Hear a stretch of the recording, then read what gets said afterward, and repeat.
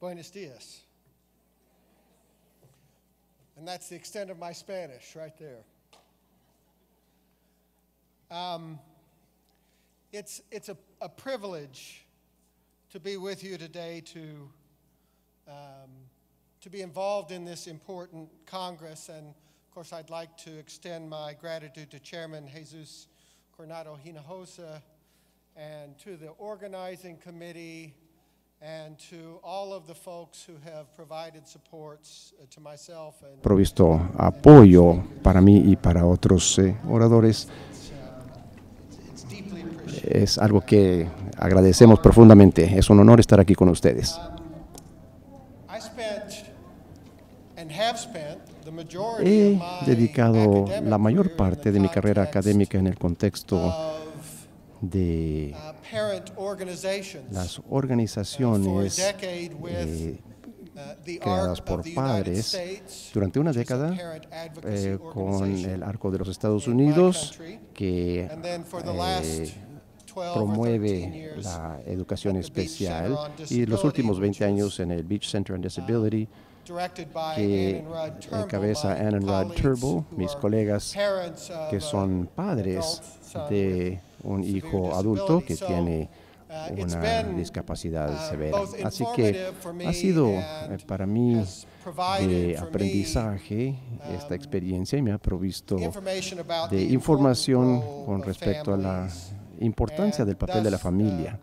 Y así pues, el participar en este evento es aún más satisfactorio, sabiendo que ha sido organizado y coordinado de una manera tan competente por la diversidad de organizaciones y grupos familiares que han participado. Ustedes acaban de escuchar una panorámica excepcional y excelente de la condición del síndrome de Down. Y lo que yo quisiera hacer es proveerles una perspectiva que proviene de otra óptica con respecto a las vidas de las personas que tienen el síndrome de Down. Yo tengo un trasfondo educativo en educación especial y psicología, y de lo que quisiera hablarles es acerca de cómo el cambio en la manera de pensar acerca de la discapacidad como concepto más amplio, no exclusivamente el síndrome de Down, sino la idea general de la discapacidad, y específicamente en mi caso, discapacidad intelectual. Cómo los cambios y nuestra manera de entender la discapacidad se están modificando y requiriendo de que haya profesionales en el campo que reconsideren nuestros enfoques tradicionales a la educación y a la rehabilitación y a la provisión de apoyo a la comunidad. En realidad no creo que mi mensaje tenga una intención distinta a la del mensaje anterior, sino simplemente, nuevamente, viene de una óptica un poco diferente. Les aseguro que no tengo nada que decirles acerca de influencias epigenéticas.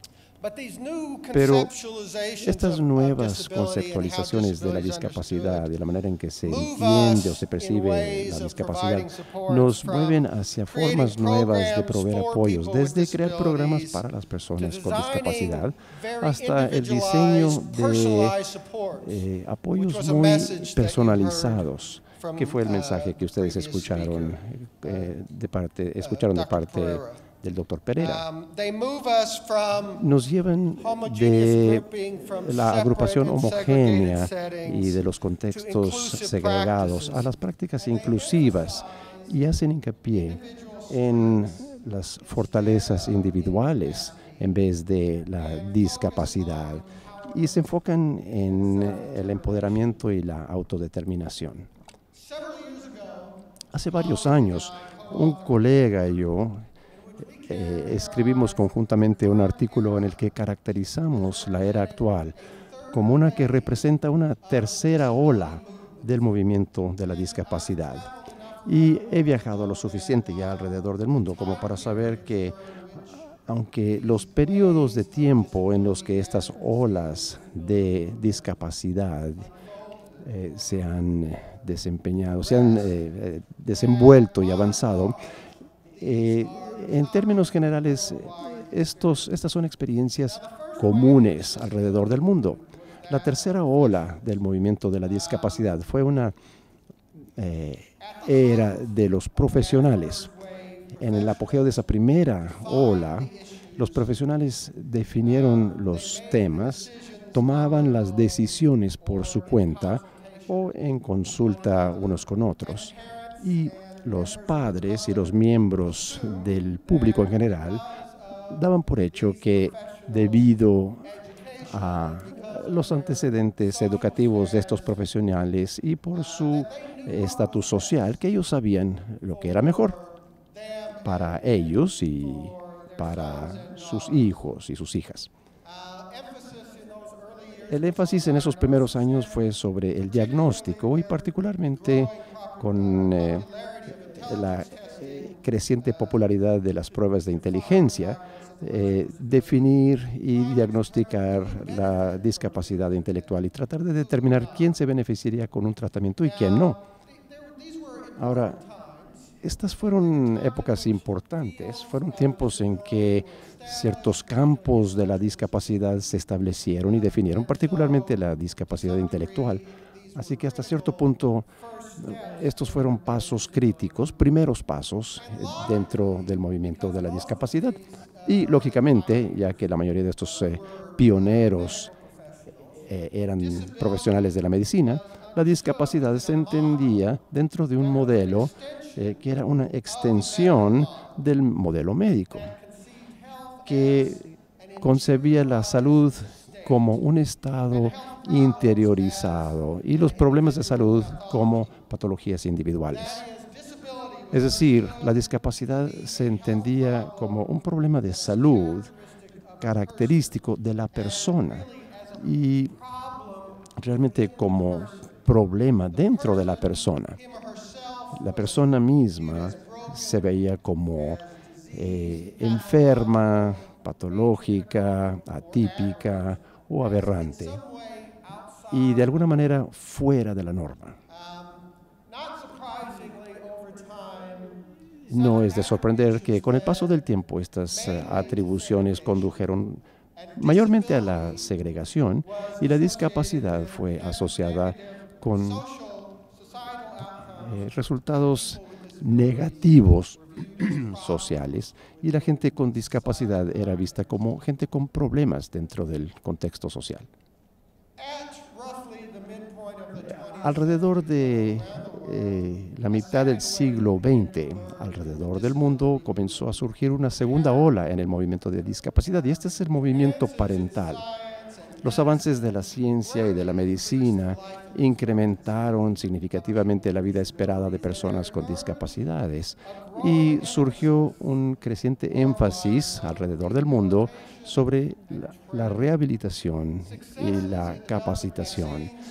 Los éxitos en desarrollar vacunas para enfermedades como la polio y tuberculosis trajeron una esperanza de mejores y mayores curas o remedios para condiciones de discapacidad.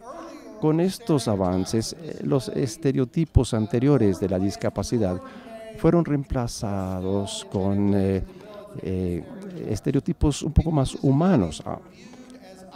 Aún así, a la gente con discapacidad se le veía como objetos que había que curar, reparar y rehabilitar. Y al mismo tiempo se les debía tener lástima. Se les veía como víctimas de su condición incapacitante.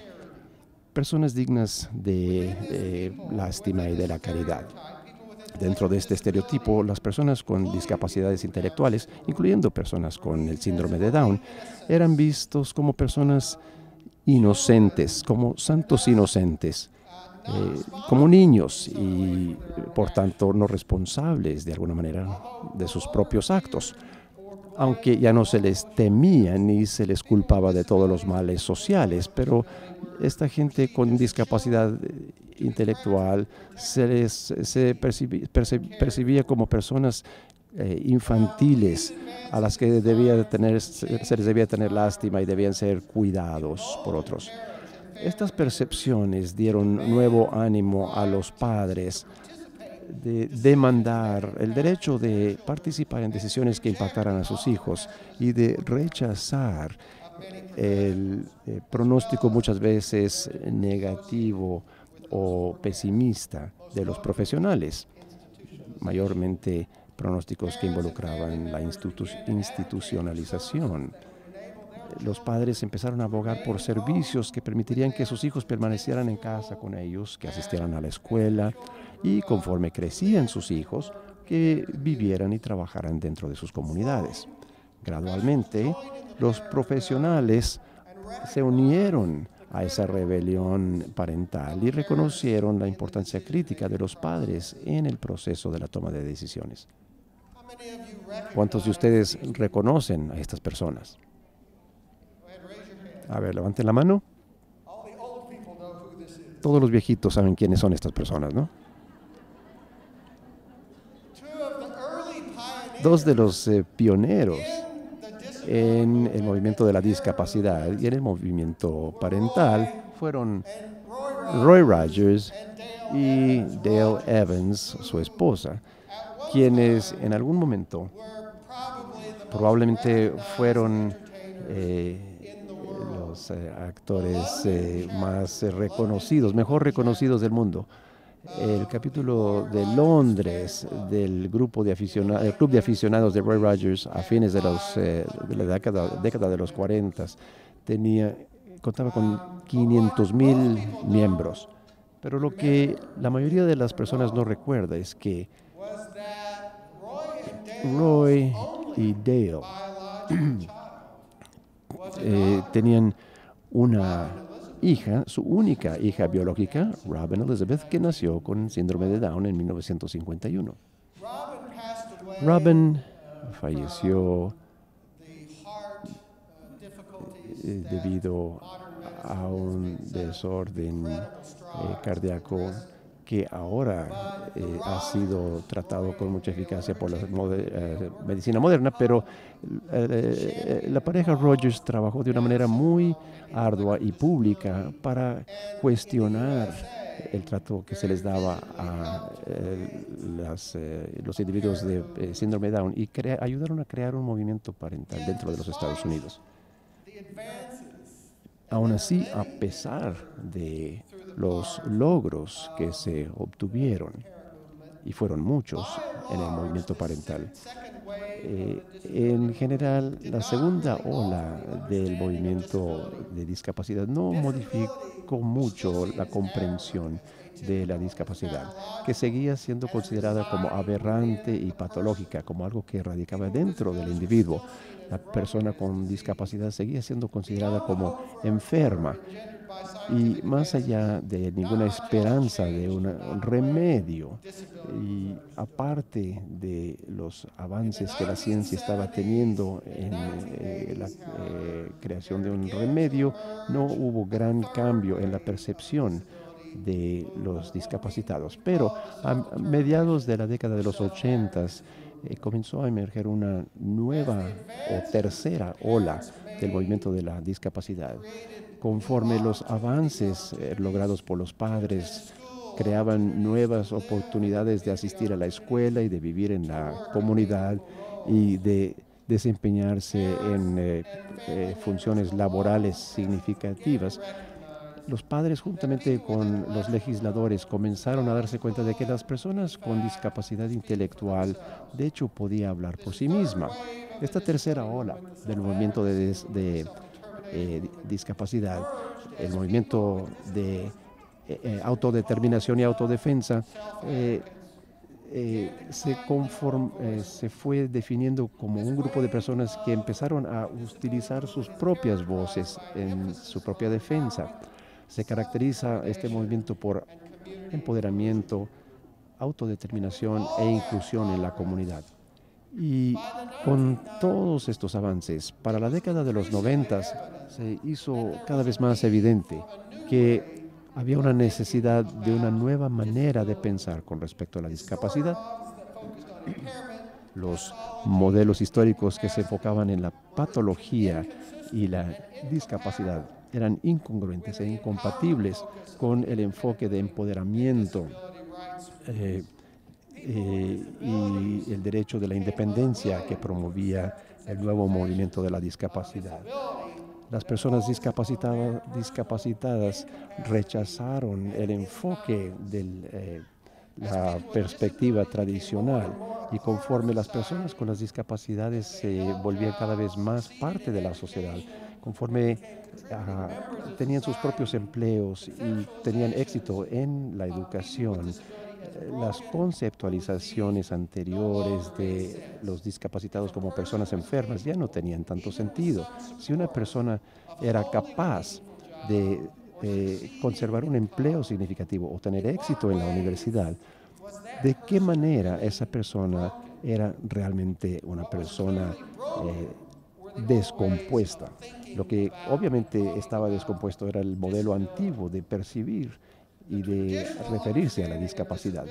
La comprensión o el entendimiento tradicional de la discapacidad, que sigue siendo demasiado prevalente como algo que radica dentro de la persona y que ve a la persona como patológica, y la determinación de este estado por medidas de incompetencia personal, gradualmente empieza a ser reemplazada por lo que se ha llamado modelos funcionales de la discapacidad, así llamados porque la discapacidad no se entiende como una falla o un problema dentro del individuo, sino como un resultado de la interacción entre las habilidades de la persona y las demandas que presenta el contexto en el que se mueve esa persona.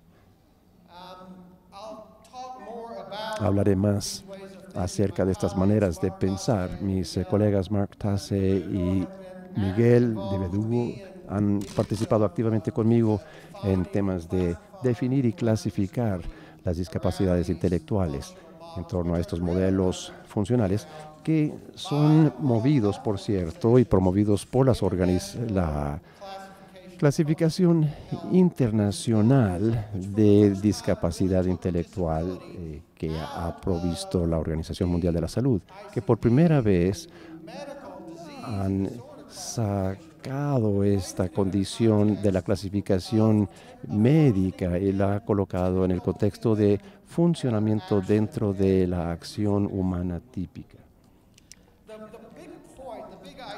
La idea importante que aportan estos modelos es que la discapacidad existe únicamente como resultado de la interacción entre la habilidad de una persona, lo que esa persona hace bien, y las demandas presentadas por su contexto y el grado en el que nosotros podamos especificar y reducir, y quizás reducir totalmente esa brecha. La condición subyacente que ha resultado en una discapacidad definitivamente no desaparece, pero para efectos prácticos la discapacidad no importa. No importa si la gente está funcionando con éxito en ambientes típicos, haciendo lo que ellos mismos quieren, divirtiéndose y participando en redes sociales, etc. Ahora, este cambio de percepción tiene múltiples implicaciones. Primeramente, al definir la discapacidad como una función de la interacción recíproca entre el medio ambiente y las habilidades de la persona, el enfoque de la persona pasa de ver a la persona como el problema a ver la relación entre las habilidades y fortalezas de una persona y las demandas presentadas por el medio ambiente. Y subsecuentemente al diseño y a la identificación de apoyos personalizados que permiten a las personas tener éxito en el contexto en el que todos nos desenvolvemos. En segundo lugar, esta es una conceptualización basada en fortalezas o virtudes. No empieza o no parte de una suposición de imperfección. Ya durante demasiado tiempo Ha habido un movimiento emergente en la psicología positiva y en la psicología en general. Nos enfocamos demasiado en las deficiencias y defectos, pero la psicología positiva emergente dice que hay muchas fortalezas y virtudes y debemos de buscar la manera de mejorar y aprovechar esas fortalezas. Así que eh, los comentarios en torno al apoyo de los niños con Down en contextos educativos y el apoyo de los adultos con síndrome de Down en el medio laboral se enfoca en la necesidad de que estas personas participen plenamente y cuenten con los apoyos que hagan posible esto. Los modelos históricos de la discapacidad creaban programas que segregaban y agrupaban a las personas con base en su incompetencia percibida. Y estos nuevos paradigmas de discapacidad nos mueven hacia el apoyo personalizado, individualizado, en contextos típicos. Mañana nuevamente tocaré este tema, pero los apoyos son recursos y estrategias que permiten que las personas tengan acceso a otros recursos, información y relaciones dentro de entornos integrados. Y ese esto resulta en un crecimiento personal mejor. Es decir, las personas que cuentan con esos apoyos tienen posibilidades de mejorar su inclusión e integración a la comunidad al tener un más amplio acceso a redes sociales y de información. Son apoyos individualmente diseñados para la participación activa de las partes interesadas en el proceso, incluyendo a los miembros de la familia, pero particularmente incluyendo a la persona misma que se beneficiará de ese apoyo. Los apoyos se refieren a todo un arreglo de servicios, individuos y contextos que se adecuan a las necesidades de la persona, donde la persona está al centro y los tipos de apoyos que la persona recibe emanan desde apoyos autodirigidos y automediados hacia los apoyos recibidos de la familia de la persona y sus vecinos, etcétera, etcétera, hasta apoyos genéricos que todo mundo utiliza dentro de la comunidad. Y luego apoyos especializados que proveen recursos importantes, pero que muchas veces son limitados para las personas con discapacidades. Las intervenciones que nacen de este nuevo paradigma se enfocan en la persona misma como el apoyo más natural. Entre más podamos hacer para permitir que la persona sea su propio apoyo, más rica y plena será la vida que podrá llevar. Déjenme hablar un poco acerca de las implicaciones en la educación que provienen de estos nuevos modelos y la educación de los niños con síndrome de Down y otras discapacidades.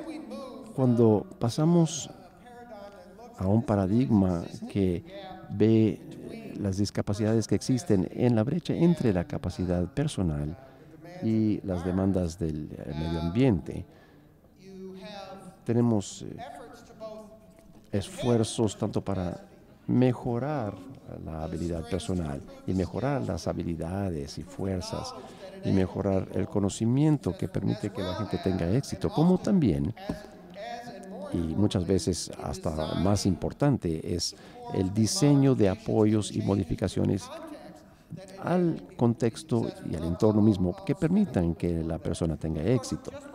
Y a manera de ilustración, en la educación, uno de los contextos importantes que determinan el grado de éxito que tienen los estudiantes son los planes de estudio en sí. Si uno no lee o no lee bien, entonces un libro de texto escrito es de muy poca utilidad y no importa cuál sea la materia o el tema. Pero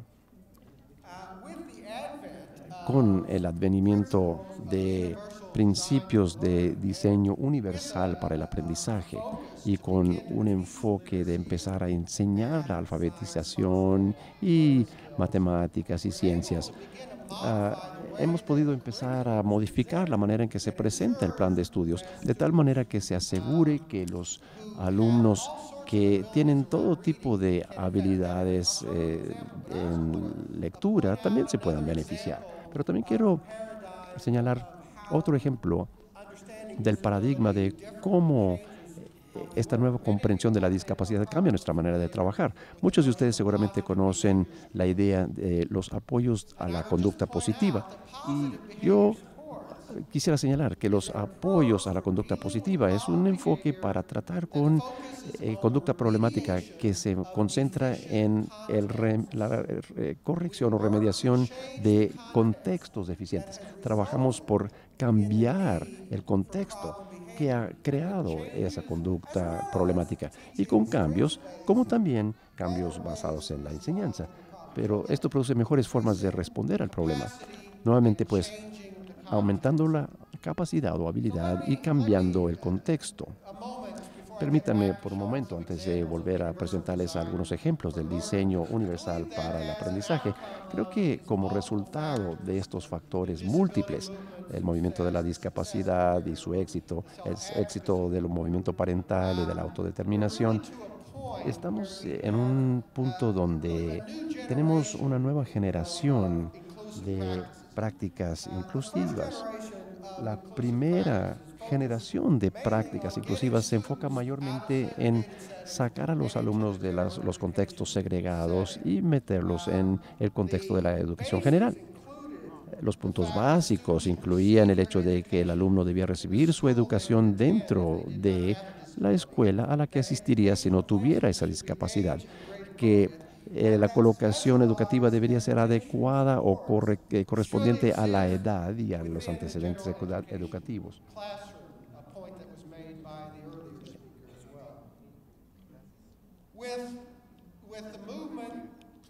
Con un movimiento hacia la segunda generación de prácticas incluyentes, hubo un enfoque en mejorar las prácticas para asegurar de que los alumnos con discapacidades intelectuales sí pudieran recibir su educación dentro del aula general. Y se promovieron prácticas de pedagogía que incluyeran instrucción diferencial y el desarrollo de sociedades, familia, escuela, etcétera. Definitivamente en los Estados Unidos, y supongo que aquí también, nada de las dos primeras generaciones ha quedado obsoleto o sin importancia. De hecho, ambas siguen siendo críticas para asegurar que se incluya a los alumnos. La oportunidad presentada por las prácticas incluyentes de la tercera generación es un resultado de los esfuerzos de aquellos pioneros. Las características más sobresalientes de estas prácticas de tercera generación es que el punto de enfoque pasa de el lugar donde recibe su educación el alumno a el contenido que está aprendiendo. Quisiera hacer hincapié primeramente que esta tercera generación de inclusión se basa en y supone la existencia de la presencia del alumno en el aula de educación general. Nuestra propia investigación ha demostrado que el lugar en el que los alumnos reciben su instrucción en la educación general significativa es el aula de educación general. Esta tercera generación de prácticas incluyentes incluye el diseño de un plan de educación que tenga apoyos que mejoren la capacidad del alumno y por tanto se basan en capacidades o fuerzas y hacen hincapié en la autodeterminación y en la modificación del contexto, incluyendo el plan de estudios y el aula. Déjenme hablarles un poco más acerca del diseño universal para el aprendizaje. Muchos de ustedes sabrán que a través de estos principios del diseño universal del aprendizaje podemos lograr los resultados que queremos con las prácticas de tercera generación. Y básicamente el principio del diseño universal, como muchos de ustedes saben, surge del campo de la arquitectura y los esfuerzos por hacer que tanto los edificios como los productos de consumo fueran accesibles a todas las personas. La gente con discapacidad o gente de la tercera edad puede tener acceso a estos productos o a estos edificios que pudieran mejorar su calidad de vida. Los edificios fueron diseñados con rampas adecuadas, puertas anchas y sanitarios accesibles y señalamientos adecuados para el uso. Dados los principios de diseño universal para tener acceso a los productos y ambientes, parecía lógico que los legisladores acudieran a este principio para ayudar a que los alumnos tuvieran acceso al plan de estudios de educación general. El diseño universal no implica que haya una sola solución que sea factible para todos los alumnos. Más bien recalca el hecho de que hay una necesidad de un contenido flexible, adecuable al individuo. Orquist y McLean hablan de UDL, el diseño universal para el aprendizaje, como el diseño de actividades educativas que permitan que los objetivos de aprendizaje sean alcanzados por una amplia variedad de personas en cuanto a sus capacidades de aprender, participar y recordar. Esto describe a todos los niños, no solo a los que tienen discapacidad. Así que, ¿qué aspecto pudiera tener esto para los niños que tienen síndrome de Down? Déjenme darles un ejemplo de un libro digital hablado que ha sido diseñado por el Centro de Investigación en Boston, que se publica como el Thinking Reader. Yo considero que esto va a cambiar fundamentalmente las oportunidades accesibles a las personas con discapacidad. Thinking Reader es un producto de software que permite la entrega de contenido altamente adecuable y altamente motivante e incluye uso de gráficos e iconos que apoyarán al aprendizaje. Así que los alumnos que no leen bien o que no leen pueden tener acceso al contenido que anteriormente no estaba disponible para ellos. El Thinking Reader, la serie de Thinking Reader, provee versiones digitales de libros que hablan, de libros de adultos jóvenes que frecuentemente se leen en escuelas secundarias de los Estados Unidos. De manera que mientras todos los demás alumnos del aula están leyendo algunos de estos libros, los alumnos que tienen problemas en cuanto a la lectura pueden estar adquiriendo el mismo contenido y aprendiendo las mismas lecciones en cuanto a cómo ser miembro de la comunidad y cómo convivir con otros. Las cosas que enseñan estos tipos de libros para adultos jóvenes.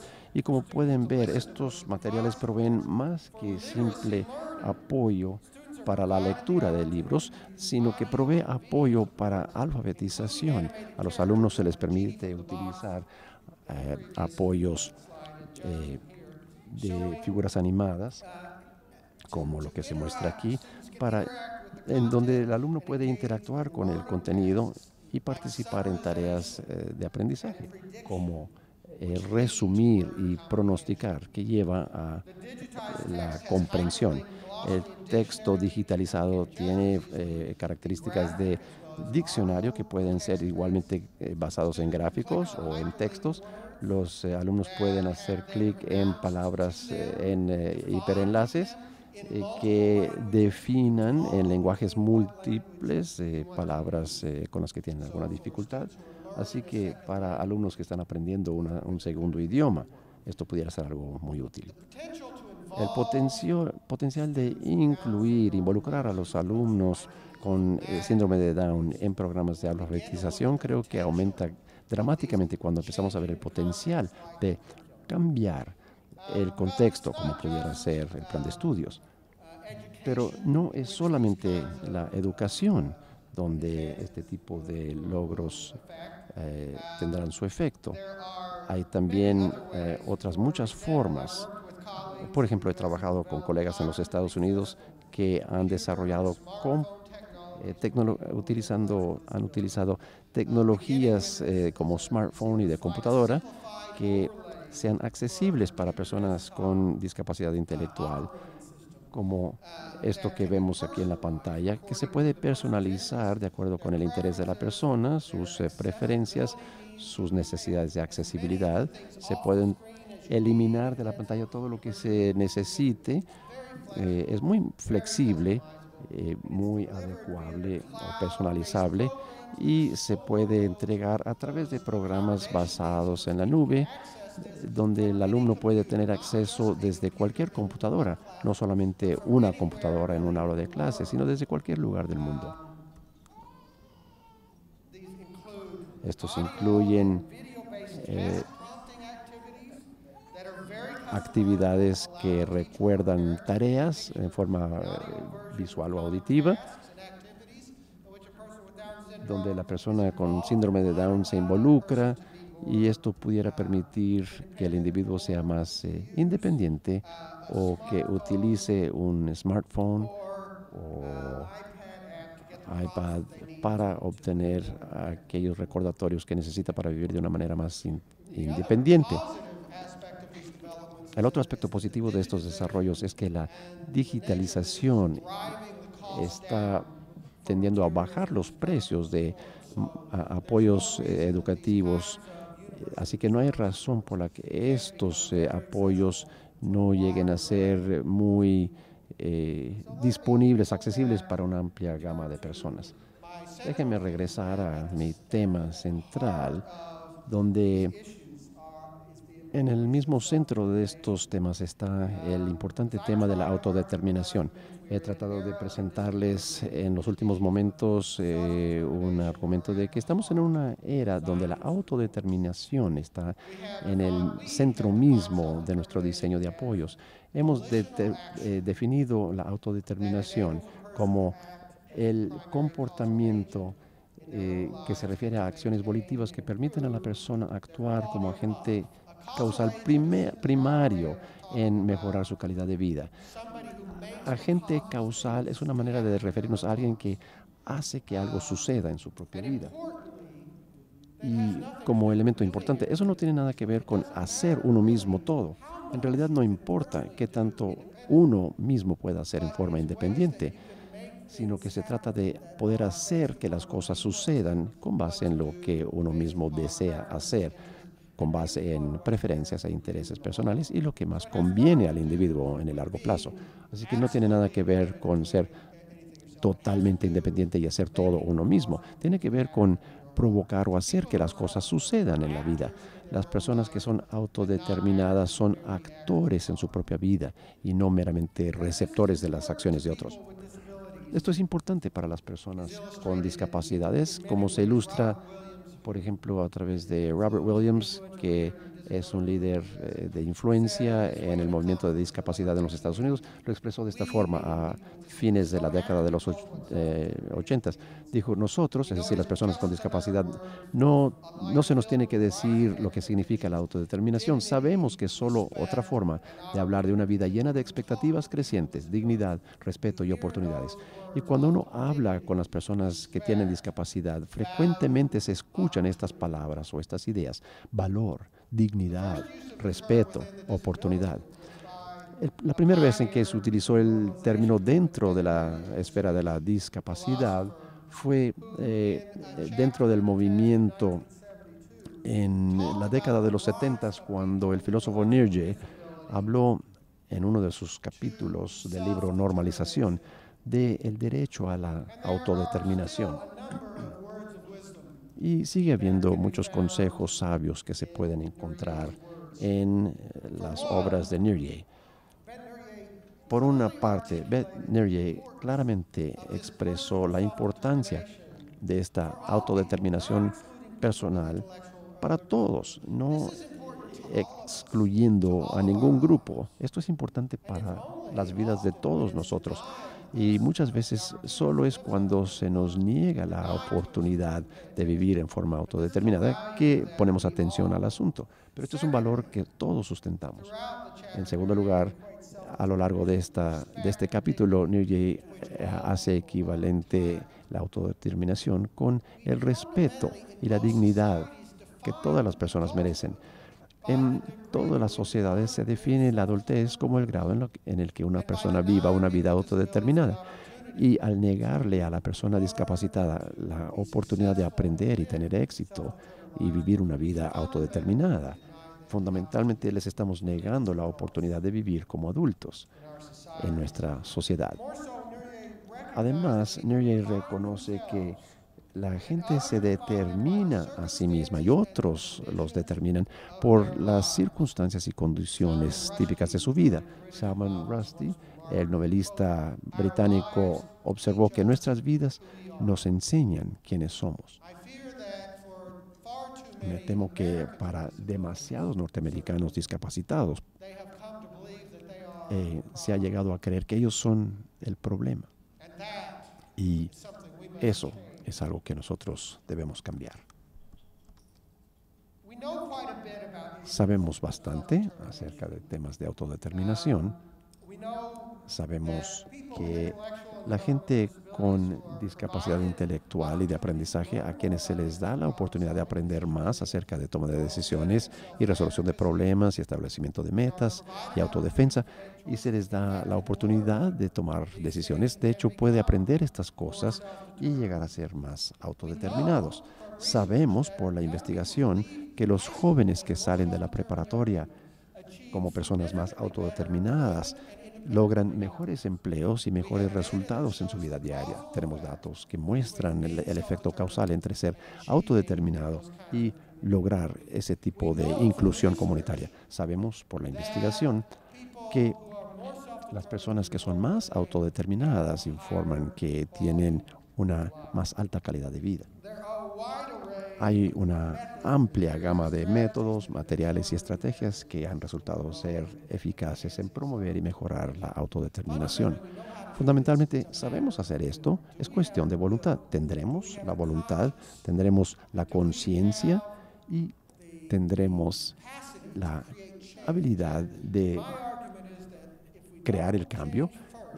Mi argumento es que si no cambiamos primeramente la manera en que la gente entiende la discapacidad, esos cambios no ocurrirán. Mientras la gente discapacitada sea percibida como problemas y el problema radica dentro de ellos, va a ser difícil que obtengamos el avance que deseamos. Quiero concluir hoy contándoles un caso, perdón, ya es de tarde, pero quisiera contarles el caso relatado por mi amigo y colega Ray Gagne, quien vivió parte de su vida en una institución para personas con discapacidades intelectuales. Y él me enseñó mucho acerca de la autodeterminación. En 1996 fui coeditor de un libro acerca de la autodeterminación y quería que alguien con alguna discapacidad escribiera el prólogo. Así que le hablé a Ray y le pedí que escribiera este prólogo. Fue un poco renuente él al principio porque nunca lo había hecho antes. Le dije, mira, simplemente contéstame la pregunta, ¿por qué la autodeterminación es importante para ti? Y recuerdo muy gráficamente el hecho de que Ray me envió una historia muy sencilla que ilustra la importancia crítica de la autodeterminación. Lo que dijo Ray fue, aquí lo tenemos, dijo lo siguiente: cuando yo me mudé a New Bedford, que es una ciudad de Massachusetts, dice, quise abrir una cuenta de cheques. Fui al banco y les di $10 para abrir la cuenta y les pregunté si podría haber algún problema. Me dijeron que no. Sin embargo, cuando regresé un par de días después, me dijeron que no podían entender mi firma. Ray tenía parálisis cerebral y para efectos prácticos no tenía firma. Y hasta eso, pues yo tampoco, cabe mencionar. Y nadie a mí me niega una cuenta de banco. Y para mucha gente que tiene discapacidad, allí termina la historia, porque esta gente ha aprendido que ellos son el problema. Pero Ray había aprendido algo distinto. Él había aprendido acerca de él mismo, había aprendido que él no era el problema. Dice Ray, pensé acerca de esto y me di cuenta de que yo había tenido una cuenta de cheques antes de cambiarme. y había tenido la experiencia de tener una cuenta de cheques y eso le había funcionado perfectamente bien. Dice él, a la mañana siguiente, tenía un plan, dice, me puse un traje y una corbata y fui a la oficina principal del banco y pidió hablar con el presidente. Le dijeron que estaba en una junta. Dijo Ray, lo espero, aquí mismo. Esperé 2 minutos, dice, y el presidente del banco salió. Me llevó al despacho y me preguntó cuál era el problema. Hablé con él y llevé también mis cheques cancelados y le mostré que ya había tenido una cuenta antes. Él se disculpó y yo obtuve mi nueva cuenta. Ray sabía que vivir en forma independiente en su comunidad requería que él tuviera una cuenta de cheques. ¿Qué hizo? Reconoció que el problema radicaba en el banco y no en él. Él se conocía a sí mismo, creía que podía manejar con éxito una cuenta de cheques porque ya había tenido oportunidades anteriormente. Tenía un plan de acción para resolver su problema y lo resolvió. Se puso un saco y una corbata, solicitó hablar con el presidente del banco, fue asertivo y no se dio por vencido y finalmente obtuvo tanto una disculpa como la cuenta de cheques. Y de eso se trata la vida en nuestra comunidad. Tiene que ver con sortear un problema tras otro. Algunos problemas son pequeños, otros son problemas grandes. Si les negamos a las personas con discapacidad intelectual la oportunidad de aprender y tener las experiencias que les enseñen, como se le enseñó a Ray, cómo enfrentar los problemas, cómo crear planes y cómo enfrentar problemas difíciles, circunstancias difíciles, con apoyos individualizados, personalizados, entonces estaríamos negándole a la gente el acceso a la comunidad.